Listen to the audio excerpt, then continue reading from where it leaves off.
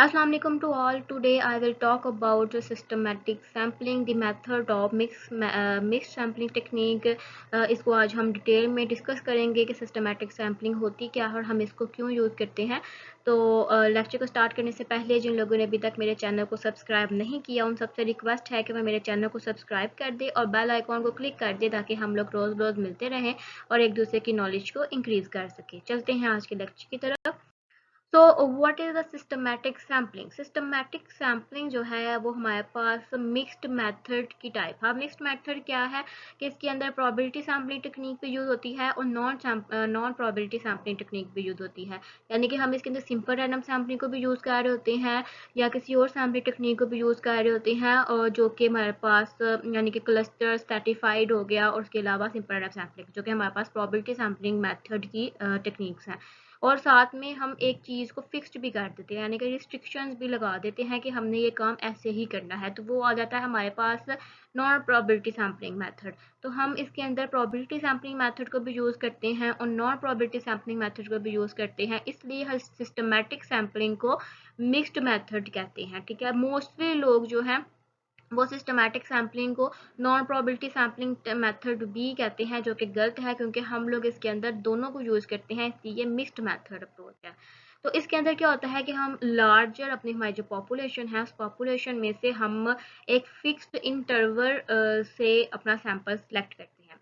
For example आपके पास 100 की population है और आपने इसमें से 50 का सैंपल साइज जो है वो सिलेक्ट करना है। ठीक है, अब आपने 50 का सैंपल साइज में से कैसे सिलेक्ट करना है कि आपने 100 की जितने भी मेंबर्स हैं उनकी लिस्ट बना ली, उनको अरेंज कर लिया। अब उसमें से आपने अपने केथ वैल्यूज़ को सिलेक्ट करना है। अब वो केथ वैल्यू कैसे आएगी? आपने अपनी जो पॉपुलेशन है उस पॉपुलेशन को जितना आप सैंपल साइज चाहते हैं, ठीक है, उस पे डिवाइड करना है। अब उस सैंपल साइज जो आप चाहते हैं उस अपनी पॉपुलेशन को सैंपल साइज पे डिवाइड किया और जो सी वैल्यू आएगी वो आपके पास होगी आपकी केथ वैल्यू। आपने उस केथ वैल्यू को, वो आपके पास फिक्स टेट वैल्यू है। फॉर एग्जांपल वो 100 की पॉपुलेशन में आ गई 2 आ गई, ठीक है, या 5 आ गई, तो आपने जो फर्स्ट मेंबर सेलेक्ट किया 5 या 2 सेलेक्ट किया, आपने अगला मेंबर भी जो होगा वो 2 वाला ही सिलेक्ट करना है, मतलब कि 2 बंदे छोड़ के ही सिलेक्ट करना है। अगर आपका पहला इंटरवल जो सेट हुआ 2 का, तो आपने फिर उसको 2 बंदे छोड़ के ही उस इंटरवल को सेट करना है। यानी कि इसमें एक इंटरवल फिक्स होता है कि हम अगर हमारे पास पहला जो सैंपल जो है हम जिस वैल्यू से जिस इंटरवल से सेलेक्ट करते हैं, हमने सैंपल जो दूसरा यूनिट है सैंपल्स का, हमने उसको भी उस वैल्यू से ही सिलेक्ट करना होता है। तो ये हमारे पास है सिस्टमैटिक सैम्पलिंग, जिसके अंदर हम लोग बड़ी पॉपुलेशन में से एक पीरियोडिक इंटरवल को यूज़ करते हुए अपने सैंपल को सिलेक्ट करते हैं। ठीक है, अब हम सिस्टमैटिक सैम्पलिंग को यहाँ से तरह एक्सप्लेन करते हैं कि हमारे पास जो है वो टोटल पॉपुलेशन इधर क्या है 10 है। ठीक है, अब हमारा डिज़ायर सैंपल क्या है कि हम चाहते हैं कि हम 5 का जो है वो सैंपल सेलेक्ट करें। ठीक है, तो हमने 10 को डिवाइड किया 5 पे, तो हमारे पास क्या आया 2 आया। ठीक है, ये जो 2 आया है हमारे पास, ये हमारी क्या है केथ वैल्यू है। ठीक है, केथ वैल्यू है हमारे पास 2। तो हमने अब जो भी लेनी है, मतलब जो भी हमने पॉइंट सेलेक्ट करना है वो हमने 2 का करना है, यानी कि फर्स्ट सैंपल जो है वो हम 2 वाला मेंबर जो है वो सिलेक्ट करेंगे, कहेंगे सेकंड मेंबर को सिलेक्ट करेंगे। तो हमने यहाँ पर क्या किया, हमने सेकंड मेंबर को सिलेक्ट किया। ठीक है, फिर हमने एक मेंबर छोड़ा और फिर सेकंड वाले को सिलेक्ट किया। ठीक है, यानी कि फर्स्ट को छोड़ के फिर सेकंड को सिलेक्ट किया, फिर हमने ये फर्स्ट वाला छोड़ा और फिर हमने ये 6 वाला सेकंड सिलेक्ट किया। इस तरह हमने अपने 5 जो मेंबर्स हैं उनको कंप्लीट कर लिया। ठीक है, तो ये होती है सिस्टमैटिक सैम्पलिंग कि हम अपनी पॉपुलेशन को सैंपल साइज पे डिवाइड करते हैं और फिर जो इंटरवल आता है उस इंटरवल को यूज़ करते हुए हम जो है अपनी सैंपल को सिलेक्ट कर लेते हैं लार्जर पॉपुलेशन में से। When you are sampling from population, you want to make sure you are getting a fair representation of that population. ठीक है, जब भी आप सैम्पलिंग करते हैं पॉपुलेशन की, उसका ये है कि आपकी एक फेयर रिप्रेजेंटेशन हो पॉपुलेशन की, मतलब कोई भी आप बायसनेस ना दिखाएं या आपकी पॉपुलेशन जो है वो स्क्यूड ना हो। अगर इस तरह होगी, बायस्ड होगी या स्क्यूड होगी, तो आपकी सारी की सारी रिसर्च जो है वो मीनिंगलेस जाएगी। अब आप फॉर एग्जांपल आपके पास एक लिस्ट है पीपल की, यानी कि मेल और फीमेल की। अब फर्स्ट मतलब कि जो ऑड मेंबर्स हैं उसके, यानी कि 1 जो है वो मेल को शो कर रहा है, जो इवन उसकी जो वैल्यू है वो फीमेल को शो कर रही है। ठीक है, अब हमें वहाँ से हर 10th मेंबर को सिलेक्ट करना है। ठीक है। तो जब 10th मेंबर हम सेलेक्ट करेंगे तो उसका मतलब ये है कि मोस्टली जो सैंपल है उसके अंदर हमारे पास फीमेल्स आएंगी। तो ये हमारे पास क्या हो गया, हमारी जो सैंपल हो गया वो बायस्ड हो गया, क्योंकि हमने हमारे पास मेल फीमेल किया और हमने हर 10th मेंबर को सिलेक्ट करना है। तो वो क्या होगा कि हर फीमेल्स के जो सैंपल है वो हमारे पास जो है वो 90% आ जाएगा। ठीक है। इसकी वजह से हमारी जो है सैंपल बायस आएगा और हमने इस सैंपल बायस को ख़त्म करना होता है। तो कुछ जगह पे कभी कभी सिस्टमेटिक सैम्पलिंग में हमें पॉपुलेशन लिस्ट जो है वो महंगी पड़ जाती है, यानी कि उससे हमारा जो है वो बायसनेस आ जाती है, स्क्यूड हो जाती है हमारी पॉपुलेशन, और हमारे जो रिजल्ट्स हैं वो सही नहीं आते। ठीक है।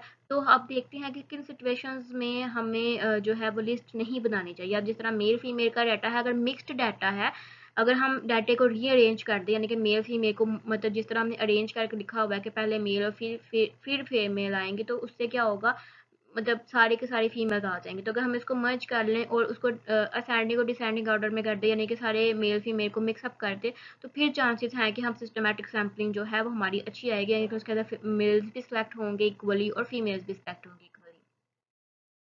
One two use systematic sampling, हम लोग सिस्टमैटिक सैम्पलिंग को कब यूज़ करते हैं। अब देखिए सिंपल रैंडम सैम्पलिंग से भी हम लोग अपने सैंपल को सिलेक्ट कर सकते हैं, जिस तरह हम सिस्टमैटिक से कर रहे हैं।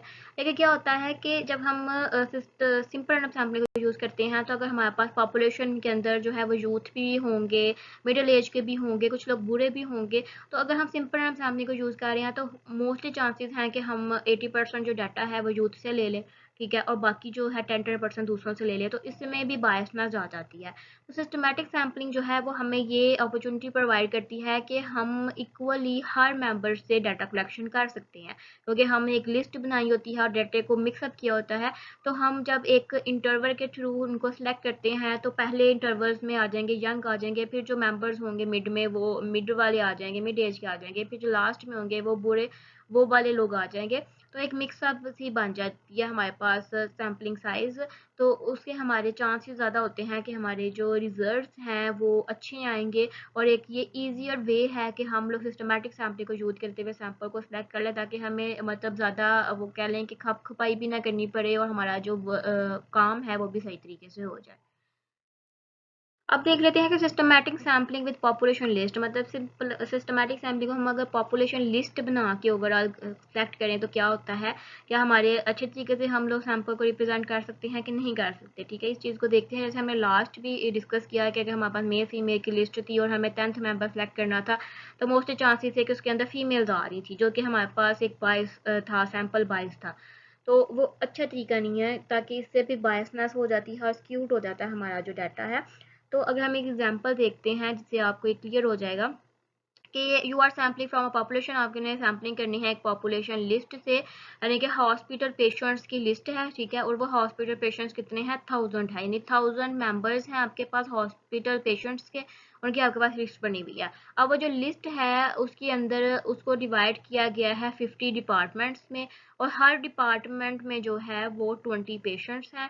और हर डिपार्टमेंट में जो लिस्ट को ऑर्डर किया गया ना, ठीक है, वो यंगर से ओल्डेस्ट की तरफ किया गया है। ठीक है। और जो आपके पास इंटरवल है वो 20 का है। ठीक है। अब हर डिपार्टमेंट में अगर 20 ही पेशेंट्स हैं और पहले जो यंगर से लेकर ओल्डर तक उसको लिस्टेड किया गया है, तो आप हर इंटरवल जो है आपका 20 का है, तो आप क्या करेंगे, आपके पास हर जो मेंबर आएगा वो ओल्डेस्ट आएगा। ठीक है। तो यहाँ पे आपका सैंपल बायस आ गया। ठीक है। अब हर ओल्डेस्ट मेंबर आपके पास आता जाए, तो वो एक सैंपल जो है वो रिप्रेजेंटेटिव नहीं होगा, उसके बाद आपके पास एक सैम्पलिंग बायस आ जाएगा। इसी तरह अगर आप सैम्पलिंग लिस्ट ना बनाते और इसको मर्ज कर लेते, ठीक है, डाटे को, तो फिर हमारा सैम्पलिंग बायस ना आने के चांसेस थे। लेकिन अब हमारा जो है सैम्पलिंग बायस आ रहा है, इसलिए कि मोस्टली सिचुएशन में जब हमारे पास इस तरह का डाटा हो तो पॉपुलेशन लिस्ट जो है वो हमारे पास एप्लीकेबल नहीं होती। मोस्टली आपको बहुत से ऐसे लेक्चर्स मिलेंगे या क्लास में आपको यही कहा जाता है कि सिस्टमैटिक सैम्पलिंग में हमें पॉपुलेशन लिस्ट बनानी पड़ती है, उसके बाद उसका केस मेंबर सेलेक्ट करना पड़ता है, जो कि गलत है। जब आप प्रैक्टिकली इनको एग्जाम करते हैं, तो हमारे पास पॉपुलेशन लिस्ट के साथ भी सैंपल बायस जो है वो आने के चांसेस जो है वो बहुत ज़्यादा हो जाती है, क्योंकि डाटा जो है वो इस तरीके से अरेंज हुआ हो। ठीक है। जैसे पिछली एग्जांपल थी मेल फीमेल की, और आप पेशेंट्स की एग्जांपल है, इसकी वजह से जो डाटा है वो हमारे पास खराब हो जाता है। अगर हम सिस्टमैटिक सैम्पलिंग को करते हैं विदाउट अ पॉपुलेशन लिस्ट, तो क्या होगा कि हम लोग सिस्टमैटिक सैम्पलिंग को सिंपल सैम्पलिंग की तरह रैंडमाइजेशन में यूज़ करते हैं कि हम लोग देखते हैं कि जो भी मेंबर आ रहा है हम एक लिस्ट नहीं बनाते, बल्कि अपने तरीके से अपनी समझ-बूझ के लिहाज से जो है वो रैंडमली हम मेंबर्स को सिलेक्ट कर लेते हैं कि ये वाला मेंबर जो है वो अब 20th आया है, या हमने 10th लिया था तो 10th वाला मेंबर आया है, तो हम इसको सिलेक्ट कर लेते हैं, ठीक है।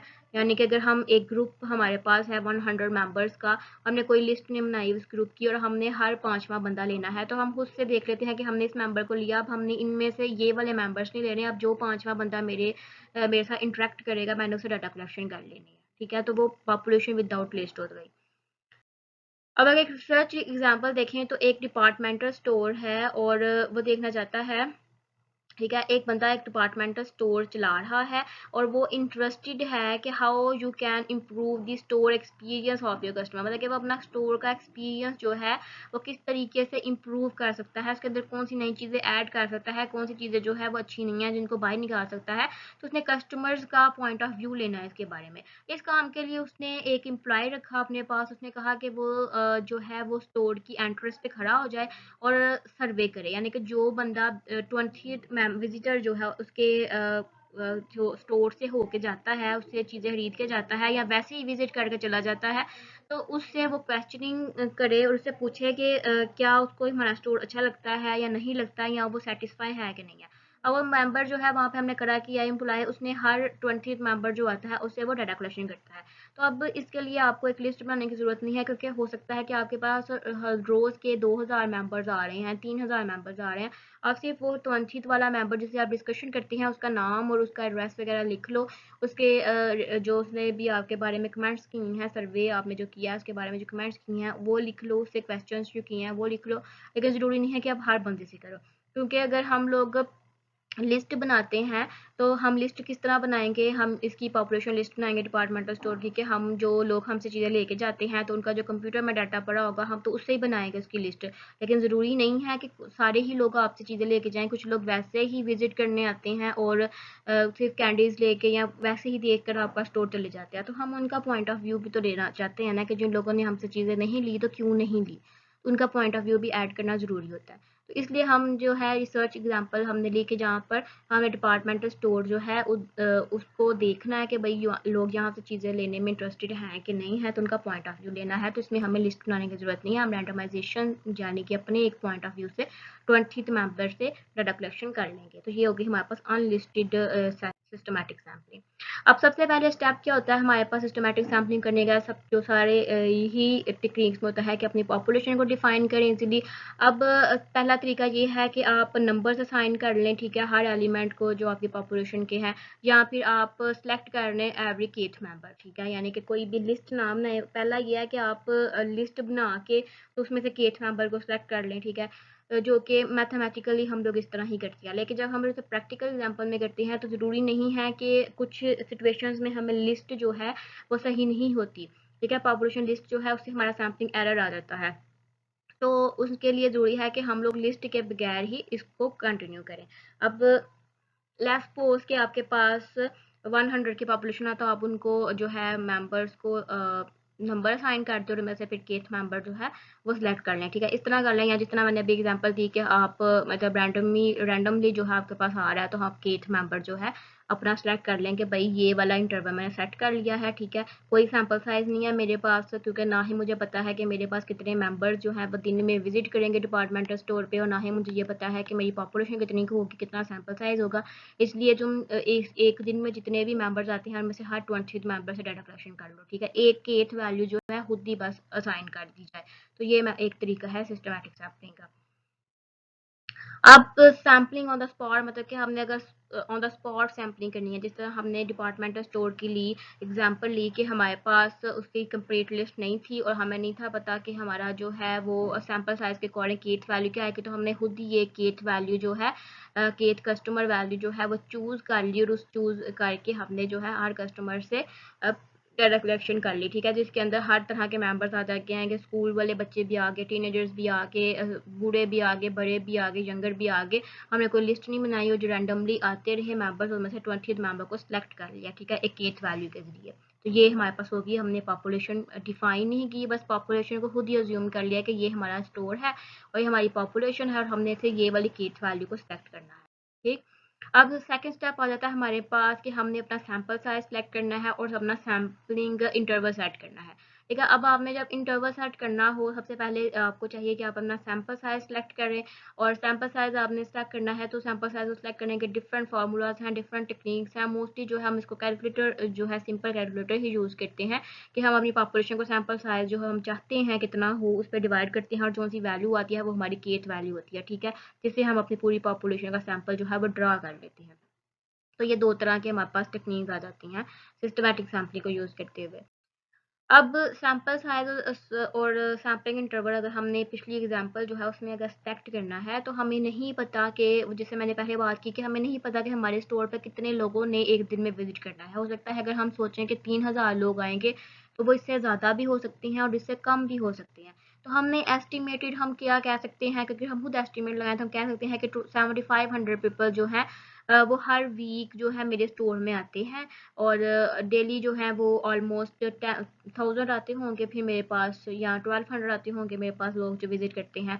तो मेरा जो सैंपल साइज जो है वो 366 बन रहा है। ठीक है, इस हिसाब से मैं लेना चाहता हूँ और उसको आप डिवाइड करेंगे तो आपके पास जो है वो 20 वैल्यू आ जाएगी, यानी कि ये आपकी केथ वैल्यू है कि आपने हर 20 मेंबर को सिलेक्ट करना है। ठीक है, या तो आप खुद भी आपने आइडिया लगा दिया कि 20 है और आपने, वो मैंने बात की ना कि खुद ही पॉपुलेशन अज्यूम करके, खुद ही सैंपल साइज अज्यूम करके, आपके पास पॉपुलेशन की लिस्ट नहीं है, खुद ही अज्यूम करके आप अपनी एक केथ वैल्यू जो है वो बना लेते हैं।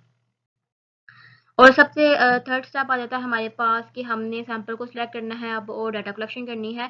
तो इसमें क्या होगा, डाटा कलेक्शन करनी है कि अब आपने एम्प्लॉय जो डोर पे खड़ा किया हुआ है उसने हर 28 मेंबर जो वहाँ से निकल रहा है स्टोर से, उससे उसने क्वेश्चनिंग की, उसने सर्वे किया और उससे उसके रिस्पॉन्सेज ले लिए कि उसका पॉइंट ऑफ व्यू क्या है स्टोर के बारे में। ये इंपॉर्टेंट है आपके लिए कि आप सैंपल जो चूज़ करें उसके अंदर जो जितने भी लोग जो पार्टिसिपेट कर रहे हैं वो हर तरह के मेंबर्स हों जिनका आप ओपिनियन लें, ताकि वो आपकी ओवरऑल पॉपुलेशन को रिप्रेजेंट कर सके। अब उसके सर्वे के अंदर रिजल्ट जो है वो गुड भी होंगे, बैड भी होंगे। तो इसलिए ये सर्वे जो है वो ठीक है, ताकि अगर आप एक जैसे बंदे से लेते हैं डाटा कलेक्शन करते हैं, ये सारे के सारे यूथ आ गई है, अगर ये सारे सारे के ओल्डेस्ट मेंबर्स आ गए हैं तो उनके जो पॉइंट ऑफ व्यू होंगे वो सेम होंगे ऑलमोस्ट। ठीक है, तो वो बायसनेस आ जाती है वहाँ पे। लेकिन अगर आप मिक्सअप लेते हैं सारे, या अब आपके पास अच्छे कमेंट्स भी आए स्टोर के बारे में, बुरे कमेंट्स भी आए, तो वहाँ पे बायसनेस नहीं आएगी। आपके रिजल्ट जो है वो सर्वे के वो बहुत ज़्यादा अच्छे जाएंगे और उनके हर एज जो है, टीनेजर हो गए, स्कूल बच्चे हो गए, हर तरह के मेंबर्स जो है उन्होंने आपके सर्वे में पार्टिसिपेट किया, जिसकी वजह से आपकी जो सर्वे है और आपकी जो रिसर्च है वो अच्छी गई है। तो इसलिए सिस्टमैटिक सैम्पलिंग इस पॉइंट ऑफ व्यू से जो है वो सिंपल रैंडम सैम्पलिंग के ज़रिए ज़्यादा अच्छी होती है, क्योंकि ये एक मिक्स्ड सैम्पलिंग होती है, दोनों तरह से आप सैम्पलिंग कर रहे होते हैं। तो वो दोनों के जो है, जो दोनों के एडवांटेजेस हैं वो सिस्टमैटिक सैम्पलिंग में इकट्ठे हो जाते हैं। इसलिए हाँ, सिस्टमैटिक सैम्पलिंग जो है वो प्रेफर की जाती है मोस्टली सिचुएशंस में। ठीक है, मोस्टली जिन लोगों को इतनी नॉलेज नहीं होती सिस्टमैटिक सैम्पलिंग को कंडक्ट करने की, वो तो सिंपल रैंडम सैम्पलिंग करते हैं, लेकिन जो रिसर्चर्स होते हैं वो कभी कभी जो है वो कुछ सिचुएशंस में सिस्टमैटिक सैम्पलिंग की तरफ मूव ऑन करते हैं। होप्स हो कि आपको सिस्टमैटिक सैम्पलिंग का लेक्चर जो है वो आज क्लियर हो गया होगा। तो जिन लोगों ने अभी तक मेरे चैनल को सब्सक्राइब नहीं किया उन सबसे रिक्वेस्ट है कि वो मेरे चैनल को सब्सक्राइब कर दे। आज सैम्पलिंग टेक्निक्स जो हैं वो हमारी कंप्लीट हो गई हैं। हम नेक्स्ट लेक्चर में देखते हैं कि हम रिसर्च प्रपोजल किस तरह बनाते हैं।